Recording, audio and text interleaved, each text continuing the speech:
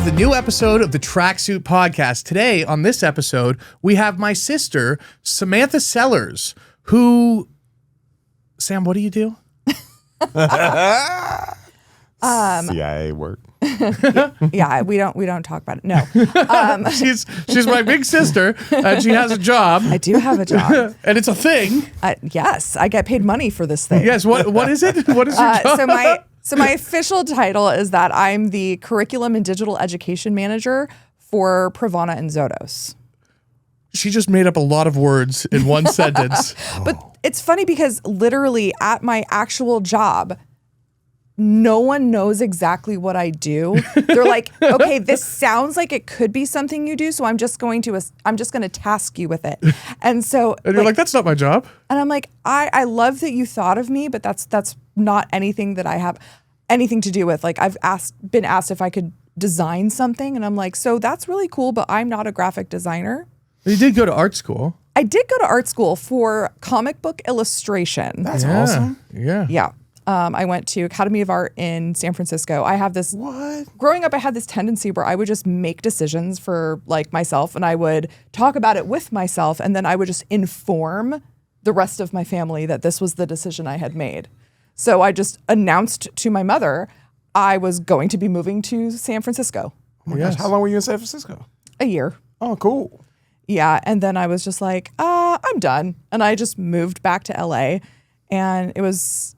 My mom had moved into Culver City at the time, and I told her when she was looking for a house, don't factor me into the equation. I'm moving to San Francisco. I'm an adult. I don't need to live with you. And so I came back, and my mom had to move me I had nowhere to live, so she moved me into my sister's room. Oh. And my sister was not pleased about it. But I was an adult, so I would go out. There's a third one of us? Yes, but we don't.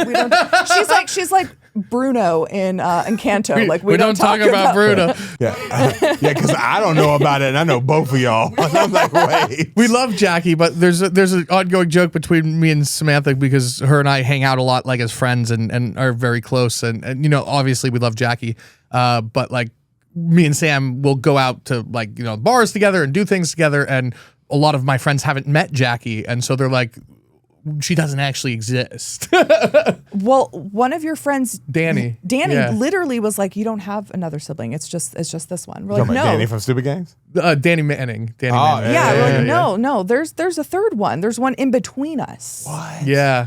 Yeah. Oh my God, I did not know this, and I feel like a bad friend because I don't know this situation. the hidden sister. Holy the shit. Bruno. That's the title of this whole episode, Hidden Sister. The hidden sister. Crouching Tiger, Hidden Sister. So let's talk about some of that. So Dad used to make a lot of home videos, and maybe I'm thinking about this because I just shot on like a movie that was all on like a VHC tape, which essentially was what he was recording on. There were two home videos in particular that are two of my favorites. One was your graduation, which I will explain, but another one, I think, if we're thinking of the same one, was when Mom was in the hospital and you were being born, and I was asked on camera if I was excited to have a baby brother, and I looked deadpan in the camera and said no. No, I wasn't going to say that one, but thank you.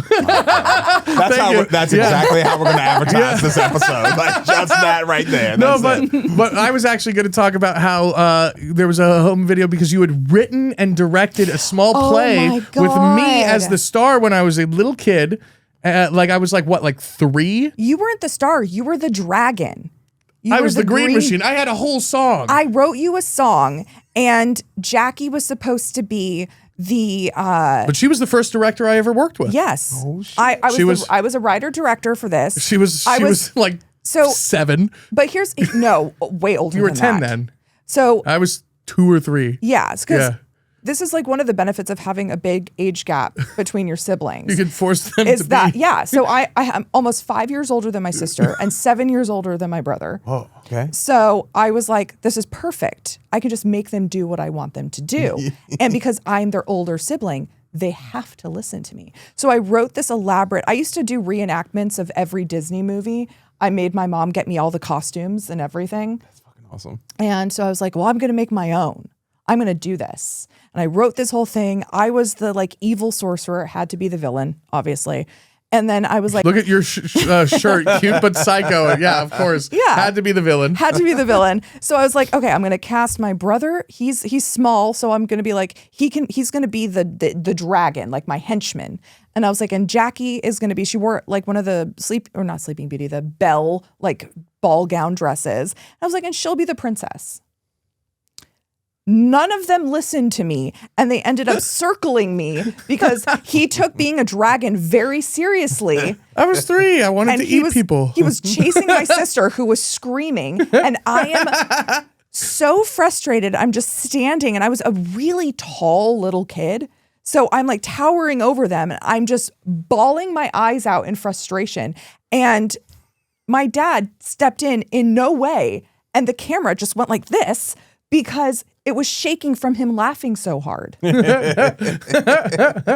Which is also what happened at my graduation video. Yeah. Tell the graduation video because I love this. Is such a hilarious story. So I also want to preface this with I had a deal with my parents that they would basically give me no curfew and let me kind of do what I wanted as long as I got straight A's. And I basically did. I graduated in like the top 5% of my class, and there were 500 people that were graduating. Oh, wow. We went to the same high school, Hamilton High School. Yes. And I had my purse, and I didn't want to bring my purse onto the stage when I graduated and got my very special tassel. So I handed my mom my purse. Now, I don't know why she felt the need to open said purse and look inside it. But she did. And I found that out when I came off the stage and was greeted by my dad holding his camcorder and my mom off camera saying, "So you smoke Camel Lights, do you?" And I just went, "What?" And she just goes, "I saw them in your bag. You left them there for me to find." And I went, "I handed you my bag so I could walk across the stage." And she was like, "No, I can't believe," and she's berating me. And I'm bawling. crying. People are coming up to me like, "We're going to see each other again soon." I'm like, "I don't care about you." And the camera is shaking because my dad is laughing so hard. He's just filming the whole thing. He Does not cut. Does not cut, does not interrupt, doesn't do anything, just films the whole thing. What? And then our whole family, our entire extended family, came out to California from France and the East Coast for a big family reunion. And so my dad plays the video for everyone. It was my favorite video. Hey, you want to watch the thing where Sam gets berated on her graduation? Were you just like at home? It's a And Tuesday. he's like, "Let me put it on for everybody at home." Yeah. He was like, "Come, gather round. Let me show you my latest video that I've put together." And like literally, he was like, "Sit down, gather." But I think that's like something that I don't know if that's what people who didn't grow up in the entertainment industry like went through. I don't think so. Because everything was production, but that was uniquely like wacky too, though, because like the whole Toy Story thing, what he did to me when I was a kid. Oh my God! What's the Toy Story thing? Oh my God, Sam, do you want to tell this story? So, my brother was really into, and if I call him Jimmy and not James, it's because I cannot call him James. It's okay. I've never known him as James. But he was so into like WWE. Same. Yeah. Very into wrestlers. And he had these like Smash Brother like wrestling dolls that would talk to each other. like you would and you You're could going like down. and you could like punch them and they would go like, "Ow, you're ripping my arm," or something like that. So my dad got these walkie-talkies After I had seen Toy Story. Yes, which is important Toy because Story the toys, 1. because the toys come to life. Yeah. Spoiler alert.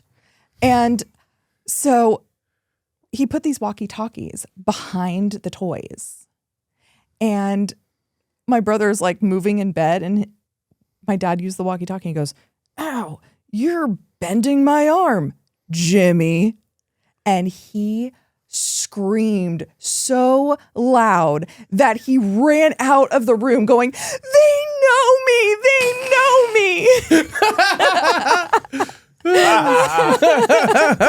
But I also want to say, like, to Mom's credit too, because like the whole graduation video and situation, you know, she tells people this. Like, this is part of her introduction of me. When the first time she met Chris, who's my boyfriend sitting over there, but she was like, "Oh, did you know that Samantha hid cigarettes in her purse when she was graduating?" Well, she didn't know how to say what you do for a living, so she had to tell them that. That's her story that she goes with. Camel Lights, do you? I was like, oh my God. But it's also like, I don't know what it is about family, and I don't know if it's every family or just ours, that like the things you did years ago when you were almost a different person are now just synonymous with who you are. Oh yeah, Mom brings up like all this stuff from my childhood, like you were so difficult when you were little. And I was like, Mom, it's been like 20 years. Well, when she was like, but you do it too. You and Jackie be like, oh, remember how like disgusting your apartment was when you were in college? Samantha, there was a moldy, half-eaten hot dog on the floor, and I tried to throw it out, and you said, no, I'm saving it. I did. Okay, no, I did not say that, but there was a hot dog. But I also, like, Mom gave us we had no chores growing up. We had what are you talking about? All she would do is come into my room and go, clean your room. Yeah, but what was the consequence if you didn't? Oh, that's true. So we had no chores growing up. So I moved into an apartment, and I was like, oh, there's a dishwasher. This is easy. Loaded the dishwasher. I came back. I was like, why are they still dirty? I don't understand. When you almost burned down the house because you didn't know you had to put water into Easy Mac? Yeah. How'd that happen? She just put the plastic thing in the microwave and turned on the microwave. Oh, word? Like, And it was like nothing in green it. smoke came billowing out of the microwave. Easy Mac. Yeah, Sure. wasn't that easy? It wasn't Easy Mac. It was like the rotini thing, like the Oh, yeah, spaghetti yeah, thing. yeah, I just yeah. was like, oh, I guess it just heats up or something. Here, put it in there. But that's also like, it's not my fault. I was given soy sauce to drink as a child. Yeah, you were. Wait, what? My makes you grandmother, our grandmother has no sense of smell. Had no sense. She That's passed right. away. She did on my birthday. She had no sense of smell. And my mom was on this like health kick for me when I was like 3 or 4. And she was like, I have this special juice in this like little bottle that like Sam can drink. And so I was thirsty, and I was like, Gammy, can I have some? I'm thirsty. And she was like, okay. And she went in the fridge, found a bottle, gave it to me, or poured it in a cup. And she was like, here you go. And I went, I don't like this. She goes, well, this is the soda that your mom said you could have. And I went, well, it's yucky soda. And then she looked at the bottle, and she had been giving me soy sauce. So, Just shots of soy sauce. but also my love of horror films really came from you, because Sam was super into horror films when she was, Now. younger and still now, but it was like how I was able to hang out with her. She'd be watching a horror film, and I would like brave watching it with her. And so I was like, like 4 and 5 watching horror movies with you. And you're like, forcing me to watch Hellraiser. Yep. I was about to say, I think the first one was Hellraiser. Yeah, and like You have Pitch that Black, tattoo, right? and I got Yeah. it right here, Yeah. and like a Pitch Black. Yes. And as well as there's my Hellraiser tattoo. I realize I have to hold it higher. And Pitch Black, and also Are You Afraid of the Dark? So we watched a lot of that. So Yeah, were which was unbelievably scary. Like when you give like the age that we were all watching that at. It was yeah. You think now and they'd be like, oh man, it's good for like 9-year-olds. And it's like, probably not. No, but all these things that like I look back on that like were super scary, that I watched when I was a kid, I look at them now, I'm like, oh God, no, those were really scary. Like kids nowadays cannot handle this stuff. Well, I mean, Yeah. you have a son that was, about your age when you were showing me these. Would you let him watch Hellraiser? Absolutely not. Why were you watching him then? Because I had no supervision. Because you were a badass. I'm gonna push it back to that, because like one thing I grabbed on this conversation is you were in San Francisco and you were going for comic book drawing. And then I just realized you posting here recently, like instead of most of us who are just scrolling through our phones, your son's like sitting at a desk drawing. Yeah, That's he his thing, loves drawing. which is super awesome. Like, Yeah, Yeah. Logan loves drawing. Well, he loves these like And he likes his uncle. I knew that the older he would get, he would like me more than my other sister. they But when had he this was, weird competition about it. That I'm the best uncle. you're his only uncle. No, he has another uncle. I took him to Disneyland for his first Disneyland trip. I'm the best uncle. He refused to go on any ride. He loved it. Well, There's a photo of him eating a pickle. He had a great time. Big pickle. I have a pickle to pick about pickles. At the Renaissance Fair yesterday, Not good pickles. I literally took a bite of a pickle. There's nothing worse than a bad pickle. Yeah. I took a bite and it had no I've crunch. yet to have a bad pickle. It had no crunch. Ooh. Boobies are mushy pickles. I like boobies too.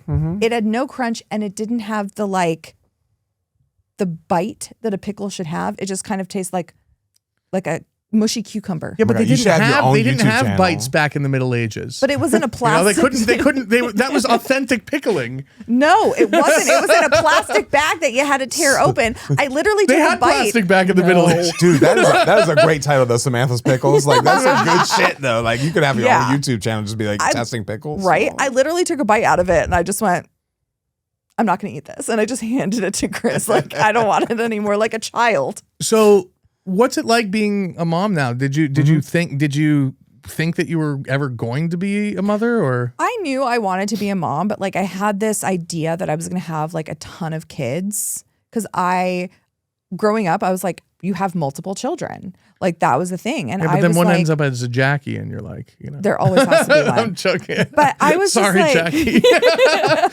but I was just like, I had this idea, but I don't feel that we as society prepare parents truly for what it's like to be a parent.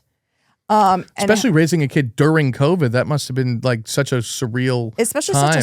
like a social child. Yeah. It was so hard. But also like there are things that like we should tell women about with like in regards to pregnancy and childbirth that we just don't. And because of that, I was like, I never want to be pregnant ever again.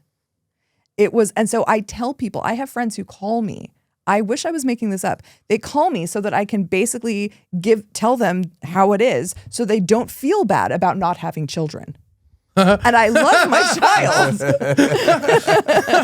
Oh, geez. I love my child. I love him to death. Samantha's new book, You Don't Have to. Yes. So speaking of books, you have a following on TikTok and Instagram where you talk about books. You're very in that world of books, and you just went to a book fair. I didn't know that. You know, what has brought you? I mean, you were always an avid reader, but Yes. you seem much more into it now. What's kind of brought that, and what is that world now? This because there's a lot of Controversy too. controversy to these types of books. I think it's the same with like any like culture genre like that focuses on a genre. I feel like it's the same with the entertainment industry too, is that people sometimes there's a large sect of people who have a hard time separating fantasy from reality.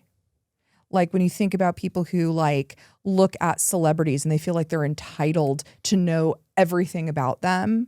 And they feel like they know them, but they only know the characters that they play. In the BookTok community, you have people who are literally like obsessing over characters that don't exist, or people who are dressing up as the characters and people think that they are. There was like a whole controversy that happened at a book convention where a creator was there and people were putting air tags in his on his person so they could find out what hotel room he was in. That's crazy. It's insane. And that's not why I got into BookTok. Like why I got into it because I've always been a reader. And I was like, finally, other people are reading books and I can talk to them about it. I mean, but for me, it seems like out of nowhere, like it was the Harry Potter series was super popular.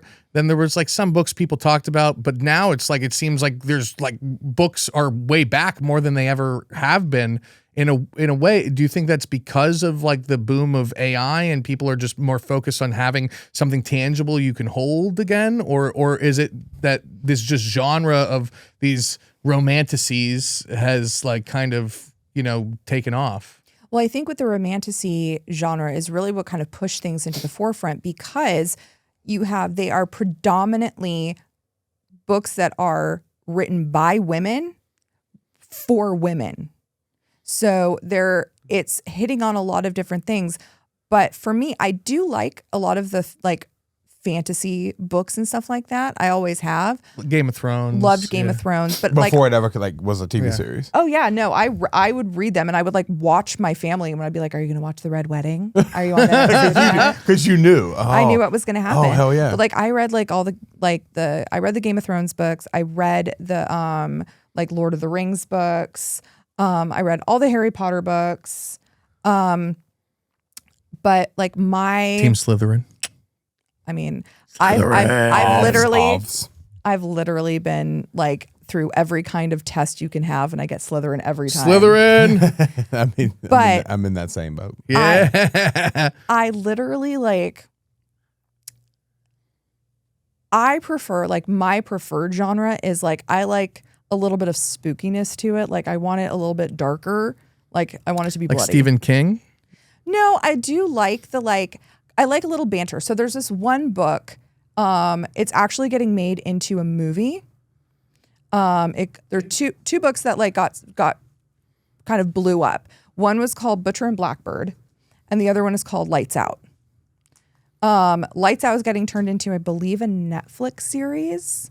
And Butcher and Blackbird is getting turned into a feature film. Both great titles, for sure. It is. They're dark romantic comedies. Ooh. Oh. And Butcher and Blackbird is essentially about two serial killers that hunt other serial killers and they do it together as a game. So little Dexter vibes. Yeah. Ooh, that's good. Yeah. And it's hilarious. It's so funny and it's dark and twisted. And I love that. And I like the banter. I like reading something like that. But I think for me, one of the biggest booms that I've also seen, yes, reading, but you have people who are, look at LA. People are commuting. Mm-hmm. So they don't always have time to sit and read a So book. you can listen to them, the audiobooks. So the audiobooks are... They cast actors now, yeah. But it's not just that. There are multiple different types of audiobooks now. There's single narration, where it's just one person who reads the entire book. Mm-hmm. Then there's dual narration, where one person reads, you basically will have, for example, a female narrator and a male narrator. And if there's two POVs, right? But one person reads all of the chapter and does all the voices in that chapter, and then the other narrator does all the voices in their chapter. I hate that one more than I hate anything in my life. And is there one that you're getting to that's just everybody does, different people do every voice? So yeah, that's how they're releasing the Harry Potters right now on Audible. Yes. So then there's the two that I prefer, which are duet narration, where you have two narrators who are going back and forth like a conversation, and I love that. If it's like that, then there are the full cast narration, and then on top of that is graphic audio. So graphic audio and sound effects and music. There's this one. Wait, for real? There's this one book series. I didn't know this. Called but this is cool. It's the Empyrean series. Most the first book is called Fourth Wing, and it's basically it's like a military academy but with dragons, and it's fucking awesome. But when you listen to the graphic audio of Fourth Wing, you hear wing beats. Is this the so dragon cool. book that Logan's obsessed with? That he's No, read oh my 7 of? God, no. Logan's obsessed with this book series with dragons that he's read 7 Yeah, no, of that's them. called Wings of Fire. That's for children. Fourth Wing is absolutely not for children. There's a lot of very graphic sex. Oh, I didn't know. I don't know either. Oh God, no. No.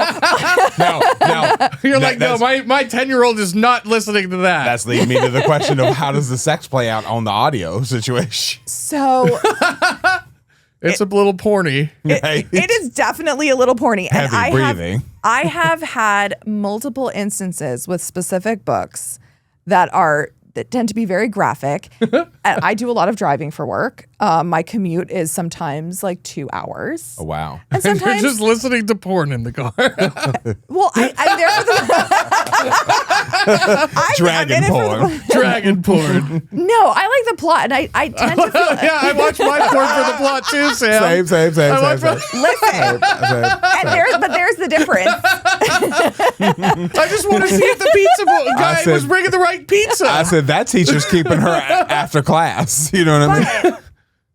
But I've gone through like Starbucks drive-thrus because I'm like, I need to, Oh, they hear it? Yeah. That's a good scene. Right Oh, there. yeah, that is. But That's a funny the scene. first time it happened, I was really embarrassed. The second time it happened, I was They were like, little- "Oh, are you listening to blah blah blah?" I listened to that too. The third time, it wasn't on accident. I did it on purpose and cranked it up, and I was like, "Let's see what happens." Because I just at that point, I was like, "I just want the chaos." But so, Extra cream. but I mean, these books are a little taboo because they are a little adult. Oh, there's definitely that. And when you get into like the subgenre of like dark romance, they tend to have a trigger warning list. Oh, really? Like Butcher and Blackbird has like a 2-page trigger warning list, which includes accidental cannibalism. Oh man. That's a good profile. So they didn't do it. They didn't do a trigger warning for the episode of South Park where Scott Malkinson had to eat his parents. Right. That was accidental cannibalism right there. Surprise. That was crazy. No, but like there's multiple different like trigger. I read this one book that had like so many trigger warnings that it literally was like, you know what? I'm not going to list them here. Here's a QR code. You can just go to our website and look at them there. Damn. Yeah. That's some fucked up shit. Like it gets dark, and what's funny was like I just like to read like I've always been a very fast reader. Yeah. So I would just breeze through these books and I was like, "Oh, this is so great."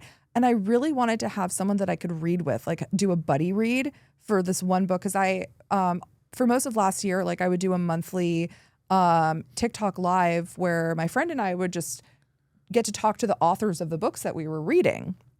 And I had scheduled one with this one author, Luna K. Wicked. And I was like, well, I don't want to read this book on my own or just have like Kat read it, who is my my co-star. And I was like, oh, I know what I'll do. I'm going to have my boyfriend read it with me. So I had Chris read it. I didn't prepare him for it. And he's like, "Whoa, what the fuck is this?" It's not a romance in any way. It is basically like torture. Like it is literally a person being tortured. Oh, it's just like Hostel.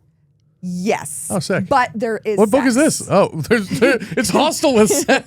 Yeah. So it's Sextal for sure. Soxtel. Yeah. So it's very clearly the author was like, this is not a romance, but it is considered to be a dark romance because there's sex in it, and it's an MM, so it's male. And so I was like, So you were like, "Oh, let me have a." BJ's taking notes. He's like, him and his husband are about to read. I see this buddy classic happening here. This is a good. This is if you good. read it, let me know your thoughts. But I think it's very well written. It's called Painter's Obsession. There's volume 1 and volume 2. Is there audio for this thing? Is it like an audio book yet? Yes, or no? there is. Oh. Actually, the audiobook. BJ was like, "If not, hire me to read Yeah. an audiobook actually just came out. So you went with eggshell, right? And it has 2 of like the biggest male narrators. Like when she told me who her narrators were, I almost like fell to the floor because I was like so happy for her because she's not like a very well-known like big time author. Oh, that's awesome. So And what's the name of the book? Plug it for her. It's called Painter's Obsession by Luna K. Wicked. It also has a lot of like there are no white characters in it, which I absolutely love. So it has a lot of representation. And the main And it's character, LGBT. Yes. Yeah. The main character is basically like, oh my God, I forgot the name of the character that is in American Psycho. Patrick Bateman. Patrick Bateman. He's basically like Patrick Bateman. He is a true like sociopath. But he's also a painter, but he's a lawyer. And it's fantastic. And the audiobook, which is on Audible, it has Corvin King and Joe Arden are the narrators, and they do a fantastic job. That's awesome. That's good. And no the whole world that I didn't even know. No sound effects. They're like wings. Yeah. Where's the sound effects for that? I said, was that the paint dropping in that situation? The splat on that deal? So because I'm such a fast reader and like I'll read books, but then I like to go back and read them again. So I had read Painter's Obsession 3 already. times before Chris finished it. No, I read it one time. And I was doing a reread with him. So there were certain scenes.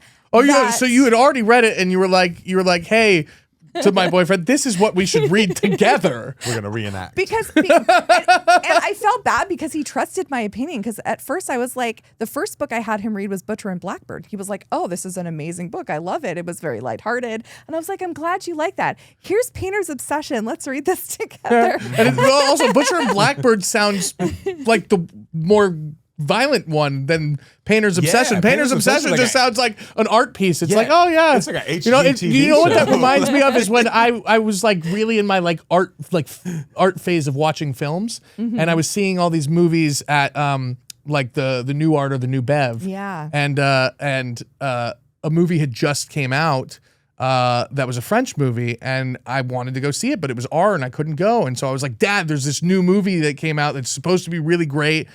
Come with me. I didn't know anything about it. I just wanted to see it because it was a foreign film. And so I was like, okay, cool. He was like, all right, whatever. So he took me to go see the movie. The movie I asked him to go take me to see was Blue is the Warmest Color, which is just like graphic lesbian sex throughout the entire movie. And my dad like turns to me like 5 minutes in and goes, "Why did you want me to take you to this?" Oh my God. And I was like, I probably should not have had you take me to this.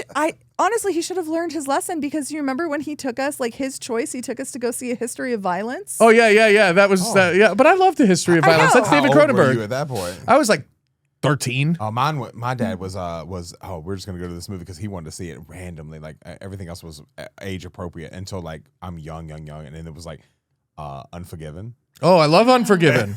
It's a great movie. Everybody's like shooting people and shit, and I'm just like, that and Tombstone. Oh, I love Tombstone. I love like, Tombstone. That was my dad's like, we're gonna sit through this situation. I was like traumatized. This is not Ninja Turtles. This is not Ninja Turtles. Oh my God. Well, I had a similar thing with Mom where I really wanted to go see. We went to the Lemley because I wanted to go see a movie.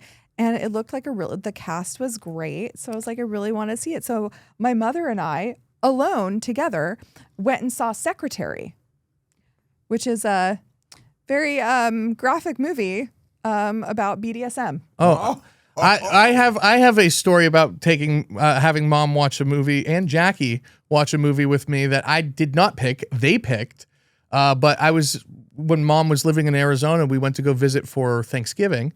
I remember you telling me about this. And so I get screeners for the Producers Guild, and it's an app where you log in. And I was like, just pick something, like anything. I haven't seen anything that's on the app yet because they had just updated stuff. So they picked Saltburn, which is just like unbelievably graphic. Wait, you talking about like the new movie Saltburn? Yeah, where that dude's got his dick out the whole time. Yes, and he's like eating. He's licking the bathtub. Yeah, licking the bathtub. There's a lot of really gross stuff, but that's what my mom and sister chose to put on. Holy shit. And I was just like, me, other sister. And I was just like, what is going on? Why are we watching this? Like, could you imagine the audiobook of that?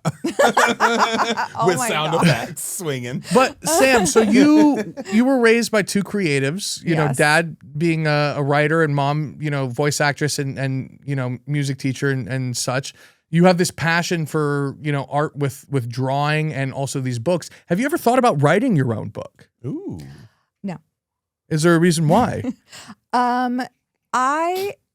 Because something that Mom said to me when I was a kid really stuck with me. And she was like, "Don't smoke Camel Lights." Yes. No, I don't. You know what? To this day, I'm like, maybe she just had something against camels. Maybe she was more into like Parliaments or Marlboros. I mean, maybe she would have had a different opinion if it was a different brand. But continue what you were saying. So Mom, it stuck with you. She said, if you can see yourself doing anything else that's outside of the entertainment industry, do that. Ooh, okay. Because she said you have to be able to handle all of the rejection that happens in the entertainment industry because you want it so very much and you can't see yourself doing anything else. She goes, if you can see yourself doing other things, do that, because that means that you don't have the like passion or grit to like really pursue a career in the entertainment industry. And that really stuck with me because I love reading. I love art. I love creating, but I don't want my passion for it to ever be measured.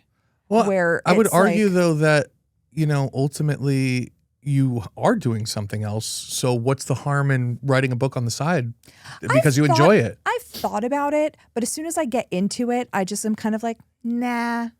Like, I mean, you don't want to force it. Did you guys' mom have passion for what she did?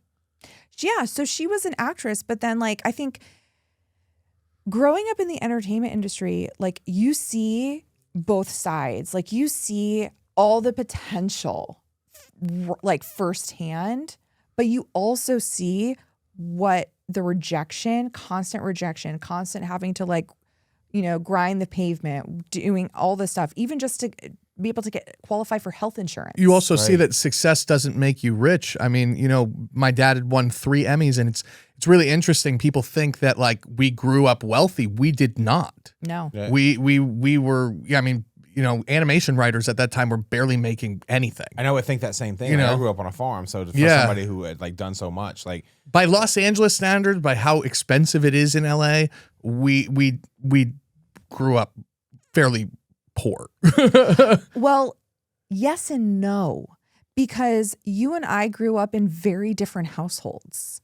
Because oh yeah, like, because they were more successful before I was born. yes. oh what? Yes, you grew up. You had 7 years of before me, and then we lost the house.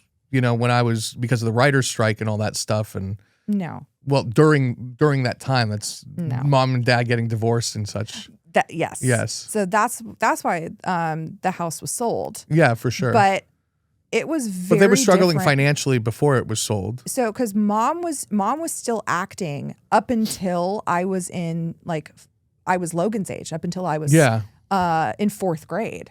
So growing up, like both my dad had like he was working. He had a production company. Like when I was little and it was just me in the good old days, my dad, I mean, he originally came out She was here like, it because- is financially irresponsible for you guys to have had 2 more children. You should have kept it to just me. Yes. Oh, things would have been so good. Oh my God. It would have been amazing just as an only child. Why do you think I gave that privilege to my child? But I had, because my dad came out here to be with Hanna-Barbera. Oh wow. Because he did like Scooby-Doo and the Snorks and the Smurfs. Whoa, that's awesome. And my mom was doing voiceovers. Like she was in the Monchichi. She was in Gem and the Holograms.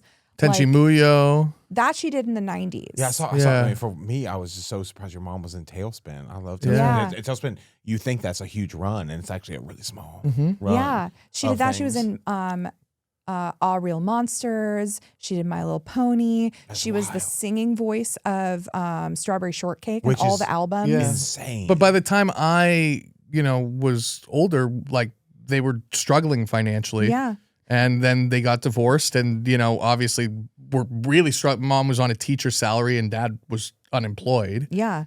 So the life that you grew up in was very different than the life that I grew up in, but I saw it fluctuate a lot more than you did. I saw it crumble. Yeah.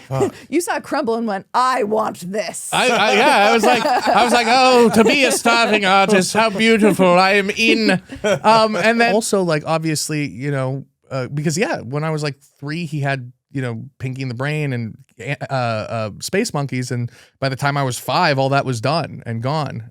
So Yeah. he went down to the downs after the divorce and then went back up. No. So when they got No, divorced, he started doing plays and stuff after that. Oh, He did like, a couple different couple episodes of different TV shows here and there. But that's why it's very interesting because, you know, a lot of people have always thought that like I was a Nepo baby in the sense that like I was given my career, and I was definitely not. I was not hired. I was not given interviews or meetings or anything through my family. I had to build it myself. The thing that I got was an education and storytelling from my dad, you know, and a willpower to just make it happen. That's so wild. We never had that conversation at all. And knowing him. What was so funny is that like, because my dad wasn't as involved in like the, for you in like your scholastic life, because he was so ill at the time. Yeah. But for me growing up, my dad would have arguments with my teachers because like he would give me like I would write my essays. My dad also got very sick. He needed a liver transplant. And was like bedridden for many, many years. And that's when his work stuff was really falling off. He would help me with like my my essays and stuff, and then I would bring it into my teachers. And if I got anything less than an A, he would call the teacher and berate them for not understanding creative writing. Because he was like, no, this sentence structure is much better. I don't know what you're grading it on, but you would literally go after it. But he also like my dad, I graduated in 2003.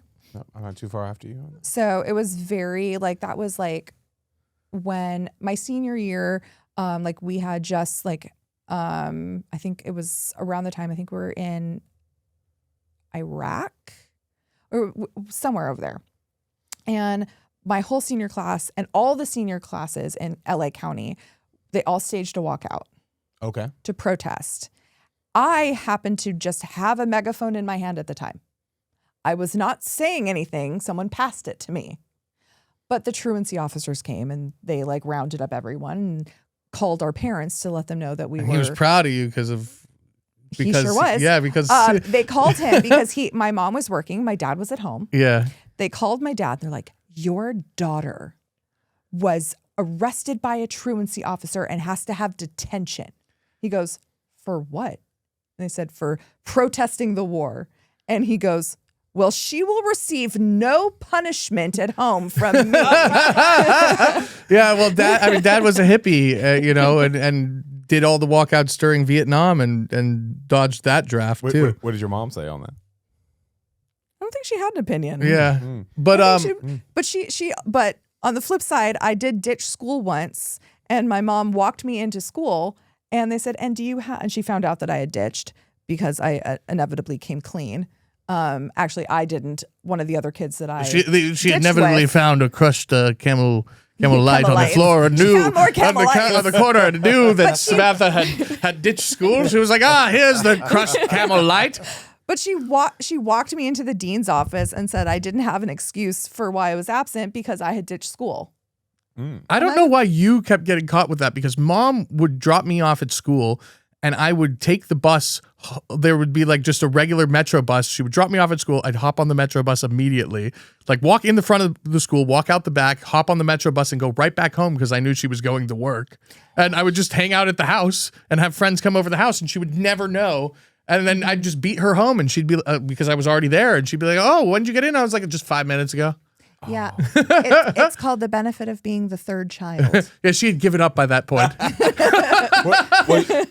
Random, because it's something on my brain that I think I saw at some point in time when me and you were talking years ago. Did your mom do anything with Sailor Moon? She did Tenchi Muyo. Oh, okay. Tenchi Muyo. She was Mihoshi on Tenchi Muyo. Oh, got it. Sam, what would you say to people that like think that I got some leg up from Dad money-wise or interview-wise? Because it has come up quite frequently that people think that I was just literally handed my career. No, you weren't. You were so focused from the time you were in high school. You were just like, I just want to be done with high school so I can get started on what I want to do.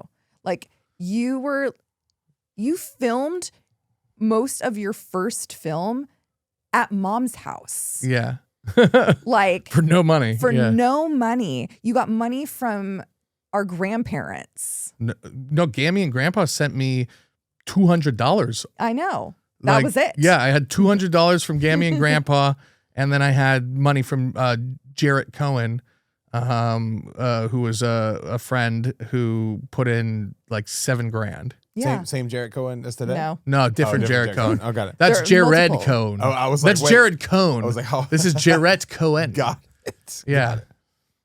But yeah, no, I mean, it's, believe me, if I had gotten a leg up from Dad, I would have been writing animation. I would have been writing animation. But yeah, so Sam, what do you think of this? Because this is a question that I was going to ask somebody today, and I didn't get a chance to ask anything. Are we talking about Gerald? Gerald the Dolphin? Yeah. No, we're not talking about shit. Gerald the Dolphin. This Damn, is different. yeah. What do you Now think? I want to know about Gerald the Dolphin. Oh, I'll tell you about Gerald the Dolphin in a second, but what do you think about the report that was put out yesterday by the Bank of Europe that said they are bracing for the economic impact of the announcement of aliens? Oh. I would love for there to be aliens. I want to see their movies. I want to see. I bet you aliens have like. I want to see what won a gloopy. But here's the thing. That's what I assume an What Oscar is called, a gloopy. A gloopy. But I always think it's fascinating that we just as a society assume that aliens are far more advanced than we are. What if they're not? If we are the most advanced in the world, in the universe, there are problems because Gerald the Dolphin seems like a more advanced thing. Okay, so what is Gerald the Dolphin? Tell about Gerald the Dolphin. So Gerald the Dolphin is this dolphin that apparently like pulled this, like, correct me if I'm wrong because you're Gerald expert. I'm the Gerald expert now.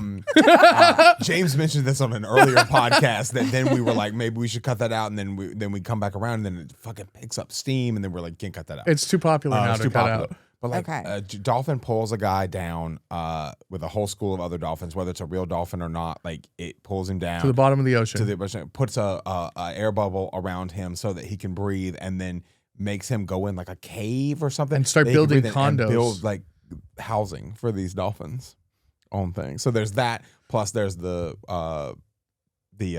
Waffle House teleportation situation as well. I don't know if you know about. I don't know about this Waffle this is House good. thing, but What? I'm hitting you Yeah. with two different things. We're hitting her out the with gate, three for things. Sure, just bam, bam, bam. But yeah, there's a dolphin situation where the dolphin pulled the dude down. And there's so many stories about this goddamn Gerald the Dolphin, which is just wild. Like he's maybe alien, maybe not. but the weird thing about it is like essentially with these dolphins, like the guy said that the dolphins were able to talk to him through clicking, told him to do this stuff. He came up, he reported all of this, and then everybody was like, oh, he's crazy, and it was just an April Fool, and it's nonsense or whatever. And it happened off the coast in Florida. But then actually news, like a week later after this thing happened, 50 dolphins washed up on the shore in Florida at the same beach this jokey thing had happened, which is crazy when you think about it because there's maybe like 10 or 11 dolphins in total wash up on the shore per year, and this was like 50 all at once on the same shore, all at the same time. Everybody didn't get condominiums. You know what I mean? No. Like, Yeah, the some people- condos, 'cause some people the got housing some. crisis That's for called dolphins eviction. was that's a dolphin eviction for sure. Sure. And then there's a government guy right now that's like a I forget how this works, James, with senator, House representative, whatever it is. He claims that somehow or another he teleported from point A to point B, point A being his house, point B being this random a ways away Waffle House. And you would think it would be funny, but he's like dead fucking serious. And this dude's like a whole thing. He's like, no. Teleportation's real. You just have to access it. And I'm like, okay. Like, how's that working? So between that and Gerald the Dolphin, I was like, holy shit, some crazy shit's happening. the Bank of the Bank of Europe saying that they're bracing for this. Greg Phillips. Yeah. Look, high level FEMA official is what they say. Yeah. So like, a person that's like actually like got some street cred, and you're like, that's some fucking crazy shit. Like I would get drunk and fucked up and then totally teleport to a Waffle House. But like, that's me. Like not like a high ranking. like- I'm going to tell you right Waffle now, House? I have gotten drunk and ended up in a Waffle I'm House. gonna get them cheesy onions and cheesy eggs for I've sure. never been to a Waffle House, but Have I you can ever been tell to a you- Denny's drunk? Yeah. Or a Norm's? Well, everyone's been to Norm's. Everybody- Okay, so Nobody yeah, goes so there it's sober. the same thing as a Waffle It's the House. same thing. Waffle House is like, the Midwest. They don't have norms. teleportation. Yeah. Well, yeah, Yeah, Norm's. like, I don't know. Have you seen that movie that just came out with Sam Rockwell, where he everything is happening in his norms? That's Like true. it's Fuck, that's good. what's the name of that movie? The Norms movie. Yeah, The Sam Rockwell movie. It's Good Luck, Have Fun, Don't Die, and it all Yes. takes place in like it starts in the norms and it just keeps in this time loop Fuck, thing. that's amazing. Yeah, so maybe there's something to be said about diners. That's true. I think there's like an innate power that diners have, but I want to circle back to the whole Gerald the Dolphin thing. Don't we all? She wants to circle back to this. No, because I'm so You know it's illegal to be alone with dolphins yes. because they'll apparently rape you, but maybe it's because they'll drag you to the bottom. No, that's what they say, but it's Yeah. Well, it's illegal to touch a manatee. okay because maybe they'll take you to build No, condos. because manatees are too trusting of humans. So if you touch them, then they'll keep coming to humans and think that all humans are safe. Oh, Oh, yeah. no. So And they it's- are. They seem really sweet Yeah. on things. So like Oh. literally, like they can come touch you, but you literally have to go like this. Like you're not allowed to touch the them. belugas too. Like Yeah, they like look you at you like they know you. You're like, Well, here's the scary part. So Wait, you know the what- beluga whale looks at you and goes, "Hey, what's up?" yeah. They look at you. They go, they're very friendly. But Fair. here's the thing: is like I've asked this I'll ask this to people all the time. What is? See if you can get it. What is the apex predator of the sea? Oh, I mean, Easy. octopus, right? no. It's definitely Gerald. No, what is it? What is it? The orca whale. Oh yeah, because it eats the Oh. most thing. Orcas, yeah. Oh, look at that. Because an apex predator means that they have no natural predators. Shamu. That they have. Oh. So everyone assumes that it's going to be. This Sharks. sounds like a Logan quote. This is something Logan taught you. No, it's not. Her I've- son, my nephew, says stuff like this all the time. Like I taught him this. Like he'll say stuff like that, or he'll say to me like he'll be like, "Oh, yeah, Wait, that what was the thing? brontosauruses don't exist. It's brachiosauruses." And I'm like, "What? Why does the brontosaurus no longer exist?" Wait, say what he said to you the other. Oh yes, a few so weeks ago we were at, we were the we were fake soup we were at plantation. a restaurant and Samantha goes to the bathroom and Logan turns directly to me and he goes, "Do you ever just get an overwhelming urge to sing the national anthem?" And I go, "No," and he goes, "I do, more times than I'm willing to admit." And that's it. And I'm like, "What?" That's it. I was like, "What?" We are definitely reincarnated. Yeah. I'm just gonna like go ahead and push. That I was like, "That what a situation. strange thing to say." But just to touch back on this, do you find it weird and crazy that we have only explored about like 3% of the ocean? Yes. Well, there's also the Mariana Trench, which is measured. It is larger than Mount Everest. That's crazy. Underwater. Oh my it's God! Tell underwater. this Jackie with Everest. Oh my God. Okay, so we were at no. We were at Disneyland. We were at Disneyland, and I don't remember how we got on this topic. It was because she saw the Matterhorn, Oh, 'cause and we she saw the said, "Oh, it's the Matterhorn." Mount Everest," and I said, "That's not Mount Everest. There'd be dead bodies on Mount Everest." Yes, and so my sister was like, "Why would there be dead bodies on Mount Everest? Why wouldn't people take them down?" Like she was like, "That doesn't make any sense." I'm like, "Because the altitude is so." I was like, They can't send like rescue parties up there if you die on Mount You Everest. can't get that close with like a helicopter or Yeah. plane because Yeah. it's And you know. she was like, "Okay, but planes fly higher than that, and people are still alive in them." I'm like, "Jackie, no." And so she's so obsessed with this, like she's not understanding. So she pulls up her phone and watches she the documentary and it's horrified. She looks up an article on she just Googles dead bodies on Mount Everest. And we're at Disneyland and she's tapping our shoulders like, "Oh my God, did you see this one? He's wearing green boots or something like that." She's like, "He's just dead. Oh my God." And then she went home that night and watched a documentary about the dead bodies on Mount and Everest. she was like Holy shit. horrified by it and really upset. She was like, "Why can't they get them down?" and we're just like, "Well, I guess everyone learned something today." Yeah. There are 200 bodies up on Mount Everest. Yeah. Yeah. That's So crazy. there will not be a 201st named Jackie. She won't go up there. No, I don't think she has that. You have to go through like all this training and stuff like that to be able to go, or at least you used to. And then they changed it, so they're just like, "You know what? Just it's fine. People just come because they wanted the money, tourism." Oh my God. And so alien wise, you think that's real too? I mean, I do too. I mean, I think that what we think of as aliens is not aliens. I'll show you this. You think video it'd be afterwards, more but like that movie Arrival, where it's like kind of like this amorphous thing that like can kind of see or, you know. I think that we don't even know. We don't like. I don't think there's any way that like we have any concept of it. I think they're already here, and they Same. came a very, very long time ago, Same. and it's like part of like, you know, our DNA. Like we were like crossed with aliens. Like if you Well- look at like, you know, Egyptian times, like, you know, they built giant pyramids and the way they shaped their crowns. You're It welcome. feels like and beings from the sky coming down. It just all felt like they were talking about aliens and didn't know how to talk about it. I go back to Westworld, which I think did it so well. The first season of Westworld, where like So good. where Yeah. like that the black lady like falls down and she doesn't all the way go under for the thing, and the guys in hazmat suits come out and like she draws them as being like that's the gods, like whatever that person is, and I'm like holy shit, like that you would do the same thing if you were that back then. You Yeah, I never even thought of it like that. She draws them, and then she's like, that's something I can't see in Westworld. So whatever that is our god for sure. It's fucking nuts, man. Yeah. I've definitely got some really cool videos of just like random orbs that like appear in the sky that are every color, like plasma, all at one time. Just random things. And I'm like, whatever you are, whether it's a being in that situation or like a portal or another universe stacked on top of ours, like it's something crazy. Yeah, I think the universe is so huge and vast that I think that if we're the only living creatures that exist in the universe, I just think that like statistically that would be highly unlikely because there are multiple. I was watching a thing where there are multiple planets that exist in the Goldilocks zone in different universes.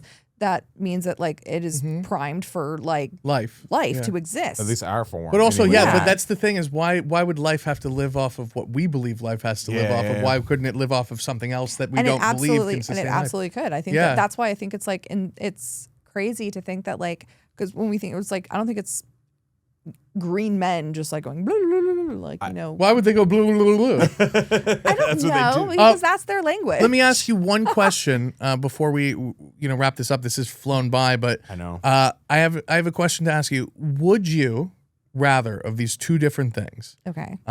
Would you rather like aliens come to Earth and they give you an option? You could either stay on Earth and live your existence out on Earth, which, you'll either get sick or whatever, whatever would naturally happen with you in life. Or they would take you up to their, planet and put you in like a matrix where you would live for 300 years. You'd never get sick. You'd have amazing adventures, whatever you wanted. Your life would be luxurious and amazing for 300 years, but you'd have to sign a contract because they say to you, hey, after 300 years, we're going to eat you. Like you'll be painlessly killed and eaten because they love to eat the flesh of like a person who's lived like a wonderful life. Marinated. Oh, definitely the second option. You'd just choose that. You wouldn't even think about it. You No. just immediately go. Yeah, same. I'm in that same You're mode. like, Now that he you go, puts it, yeah. I'd stay on Earth. I'd stay on Earth. Yeah. I do 300. I do 300 years. I do 300. say- After 300 years, I'd be like, 300 what? Matrix years. Yeah, I mean, Yeah, I'd be like, you know what? Take it. It's lived its life. At this point in my life, yeah. Younger, no, but now I'm like, Well, give me that's why 300 on people that. are like, I want to have like, I want to take like the Fountain of Youth serum or not the Fountain of Youth, like the Eternal Life serum or something like that and live forever. I'm like, you know what? That also has to include some kind of age reversal because I don't want to be 85 forever. I would like to be, younger. You got to catch me at that in like 30s, 40s. Yeah. 50s latest. Yeah. You know what I mean? And then Did I'd you- be like, no, well, as someone who is now in my 40s, I can say like the 40s welcome you by saying like, hi, here is everything that you've ever done in your life catching up to you. Dude, same. Here's pain. Same. Oh God, I can't turn 40. I turned- can't have my things catch up to me. No, you don't. I You don't have have a I have had a yeah. lot of partying and wildness Yeah, no, in my 20s. You don't have a choice. It happens to everyone. You literally will wake up and it's like lower back issues. Yes. I remember Here's a knee issue you didn't know you had. I remember I was directing a movie in Puerto Rico, one of my Bruce Willis movies, and I was showing the DP and I squatted to like frame, like I was like, this is where I want the angle to be. And when I went to stand up, one of my knees did not unlock. it stayed like squatted and the other one straightened out and like it popped and my knee like swelled for an entire like week and I was like in a knee brace shooting this movie. Oh, you Nancy and I was Kerrigan. like, oh, what the fuck was that? So unfortunately we're at the end of the podcast, Sam. Where can people find you on socials? So my Instagram is You for have love 5 and, fucking Instagrams. for love and hair Yeah. is my main one. Oh, that's awesome.